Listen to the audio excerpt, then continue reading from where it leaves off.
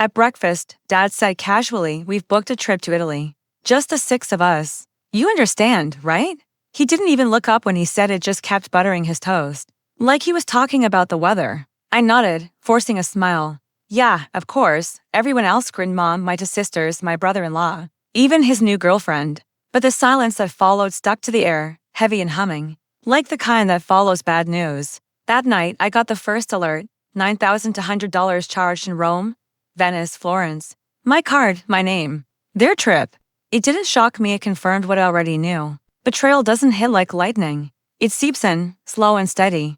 It started when Dad made me the temporary treasurer of the family business account. A fancy title with no power, no access, just responsibility. When invoices went missing, I fixed them. When taxes were late, I paid them. Every dollar I spent came back as empty gratitude, hollow thanks wrapped in fake warmth. I told myself it was okay. That family isn't about money. But they proved otherwise. The year before, when Mom got sick, I quietly paid her hospital bills. She called me her rock.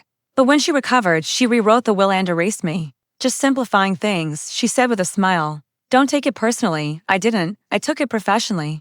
That's when I started saving everything: bank transfers, receipts, emails. Every petty text they thought would vanish into thin air. I knew one day they'd try to make me disappear completely. So when the Italy trip was announced, I didn't even get a call. Just that breakfast performance, well rehearsed, coordinated, cruel in its calmness. The betrayal wasn't about the trip itself. It was the message: you don't belong anymore. So I decided to remind them who was really paying for their togetherness. I didn't cancel the cards right away. I waited until our second night in Rome, after dinner, after drinks. After the smug laughter that comes with entitlement. At 1:47 a.m. my time, I logged in and froze every account tied to my name, including the joint one Dad used for emergencies. That account had funded every hotel, every tour, every glass of overpriced wine. Within minutes, my phone buzzed nonstop: first Mom, then my sister, then Dad. I didn't answer. I just watched the chaos unfold in real time: declined, declined, declined, a digital implosion. By morning, I had a voicemail from Dad. His tone was forced calm, but I could hear the crack underneath. We can't access any of the funds. You need to fix this now. I played it twice, then replied with one line: I thought you didn't trust me with family money.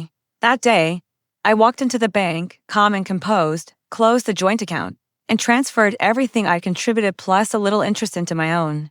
Then I sent the final email. Dad, the money you used for Italy came from my business line. That means the trip was financed under my liability. I've corrected that. You might want to contact the bank or maybe the embassy. Either way, enjoy your family time. You earned it. No threats. No insults. Just clean documentation. Undeniable. When they landed back home, the family group chat was silent. No photos, no updates. Just quiet, the kind you could frame like art. A few evenings later, Dad showed up at my door. No call, no warning. He just stood there, tired, older, weighed down. You embarrassed us, he said. I looked at him, the man who preached loyalty and built a throne out of bloodlines. I didn't, I said softly. You did that when you stole from me. He didn't argue. He just left. A week later, another alert appeared: $9,200 transferred back into my account. No message, no apology, just silence. That was his version of sorry, the only one I'd ever get. I didn't touch the money. I moved it to savings and labeled it Italy. Not for sentiment, but for proof. Because forgiveness doesn't always mean peace. Sometimes it just means keeping records. Now, whenever I see their family photos, perfect smiles, flawless captions, golden Tuscan sunsets, I don't feel left out. I feel free. They went to Italy to celebrate their closeness. I stayed home and learned what distance really means. They thought they'd lock me out. But all along, I was the one holding the password.